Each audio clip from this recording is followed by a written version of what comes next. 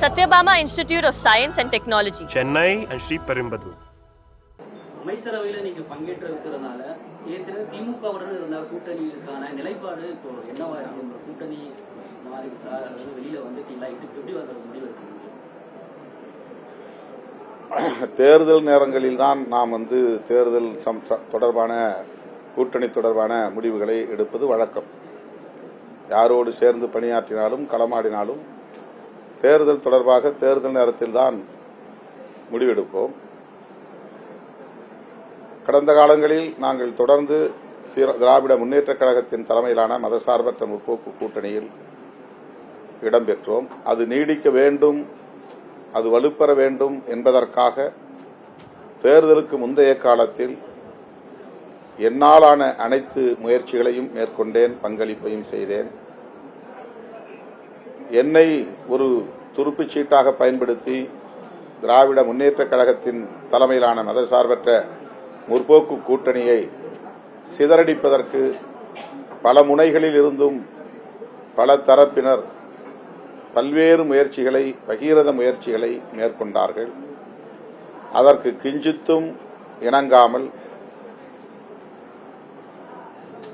நான் உறுதியாக நின்று திராவிட முன்னேற்றக் கழகத்தின் தலைமையிலான மதசார்பற்ற முற்போக்கு கூட்டணியை பலவீனப்படுத்த ஒருபோதும் நான் இடம் தர மாட்டேன் என்பதை நடைமுறைப்படுத்தி காட்டினேன்.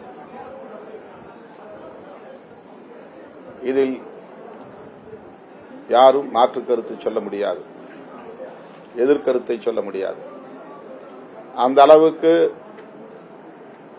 தேர்தலுக்கு முன்பு ஒரு 2 ஆண்டு காலம் என்று சொன்னால் மிகையாகாது. 2 ஆண்டுகளாக தொடர்ந்து என்னை குறிவைத்து சமூக ஊடகங்களில் விவாதித்தார்கள்.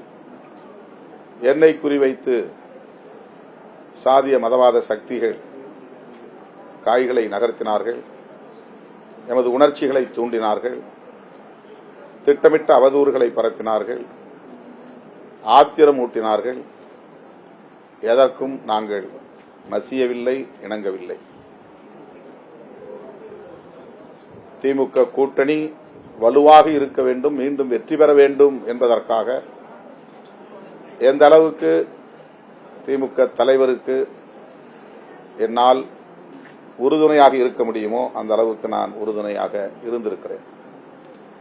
அதன் பின்னர் இந்த கூட்டணியை, தேர்தல் முடிவுகளுக்கு பின்னர் இந்த கூட்டணியை என்னால் காப்பாற்றும் அளவுக்கான வலிமை இல்லை. காங்கிரஸ் எடுத்த முடிவை தடுக்கிற வலிமை எனக்கு இல்லை. கம்யூனிஸ்ட் கட்சிகள் எடுத்த முடிவை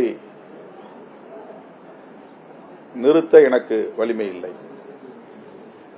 அதேபோல இந்திய யூனியன் முஸ்லீம் லீக் கட்சியின் நிலைப்பாட்டுக்குள் என்னால் தலையீடு செய்ய முடியாது. இன்றைக்கு சமூக ஊடகங்களில் விவாதிக்கக்கூடியவர்கள் மீண்டும் என்னை மட்டுமே குறிவைத்து கடுமையான விமர்சனங்களை, அவதூறு கணைகளை ஏவுவது ஏன் என்று என்னால் விளங்கிக் கொள்ள முடியவில்லை. தேர்தலுக்கு முன்னால் அந்த கூட்டணியை காப்பாற்றுவதற்கு என் வலிமைக்கேற்ப என்னுடைய முயற்சிகளை நான் மேற்கொண்டிருக்கிறேன். என்னையே ஒரு ஆயுதமாக பயன்படுத்தி, என்னையே ஒரு கருவியாக பயன்படுத்தி அந்த கூட்டணியை பலவீனப்படுத்துவதற்கு மேற்கொள்ளப்பட்ட அனைத்து முயற்சிகளையும், சதி முயற்சிகளையும் நான் முறியடித்திருக்கிறேன். தேர்தலுக்கு பின்னர் அந்த கூட்டணியை கட்டுக்கோப்பாக வைத்திருப்பதற்கு, காப்பதற்கு, பாதுகாப்பதற்கு எனக்கு எந்த முகாந்திரமும் இல்லை. நான் கூட்டணி தலைவராக இல்லை, அல்லது கூட்டணி கட்சிகளை காப்பாற்றுகிற அளவுக்கான ஆளுமை பெற்றவனாகவும் இல்லை.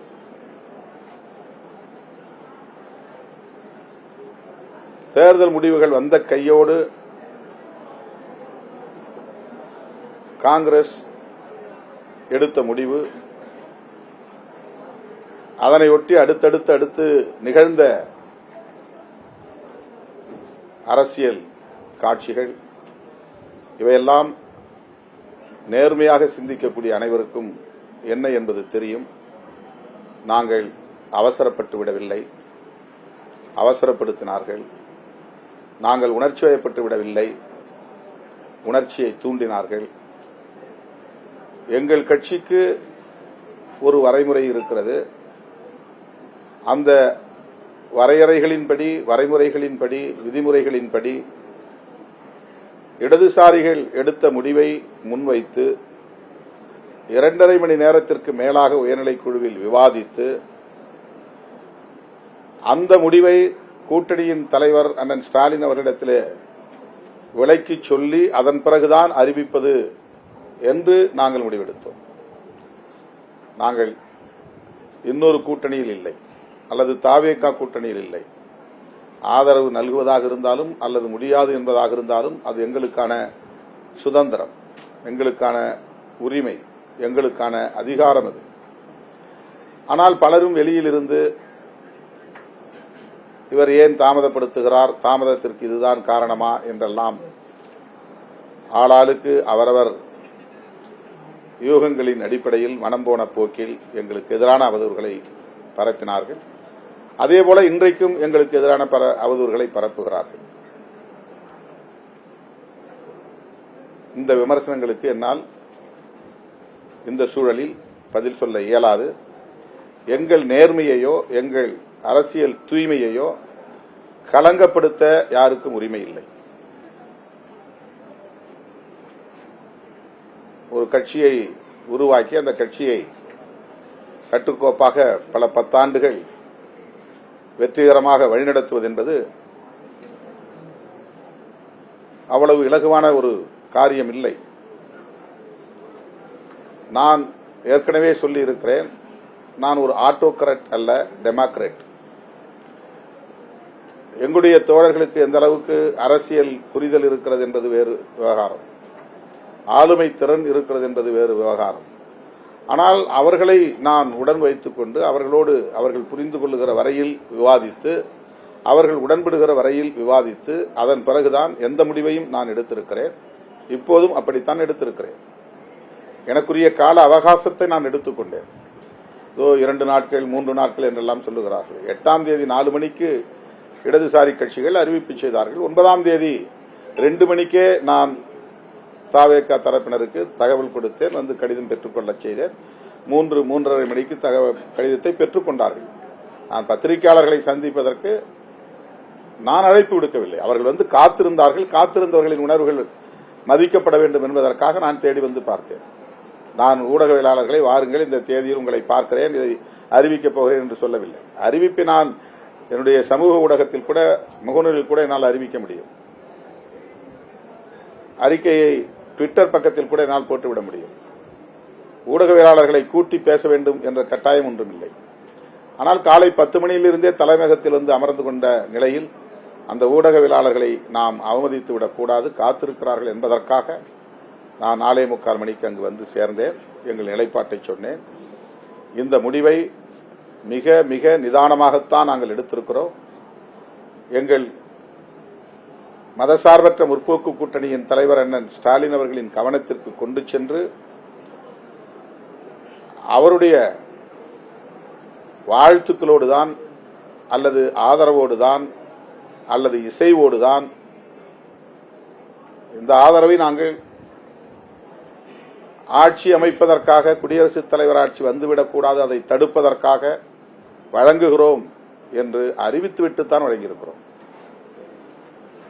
இல்லை, நீங்கள் அப்படி செய்யக்கூடாது என்று எந்த இடத்திலும் அவர் சொல்லவில்லை. இருக்கிற அரசியல் சூழலை, அவருக்கு இருக்கிற அரசியல் பக்குவத்தின் அடிப்படையில் புரிந்து கொண்டு 5ஆம் தேதியே எங்கள் அனைவரையும் அழைத்து நாம் எல்லோரும் ஒற்றுமையாக இருந்து செயல்படுவோம், அவர் ஆட்சி அமைப்பதற்கு இடையூறாக நாம் இருக்க வேண்டியதில்லை என்ற கருத்தை சொன்னார். அதுதான் அவருடைய பக்குவம், அவரது அரசியல் முதிர்ச்சி. ஆகவே எங்கள் அரசியல் நேர்மையை அல்லது கூட்டணிக்கு நாங்கள் எந்த அளவுக்கு உற்ற துணையாக இருந்திருக்கிறோம் என்கிற அந்த நம்பகத்தன்மையை போகிற போக்கில் கேள்விக்குள்ளாக்குவது, களங்கப்படுத்துவது ஒரு திட்டமிட்ட அவதூறு. விடுதலை சிறுத்தைகளின் வளர்ச்சியை பிடிக்காதவர்கள் தொடர்ந்து காலம் காலமாக எங்களுக்கு எதிராக காழ்ப்புணர்வை கக்கிக் கொண்டிருக்கிற கும்பல் திரும்ப திரும்ப இதை செய்து கொண்டிருக்கிறது. எனவே இது குறித்து நாங்கள் மேற்கொண்டு கருத்து சொல்ல விரும்பவில்லை. Satyabama Institute of Science and Technology, Chennai and Sri Perumbudur.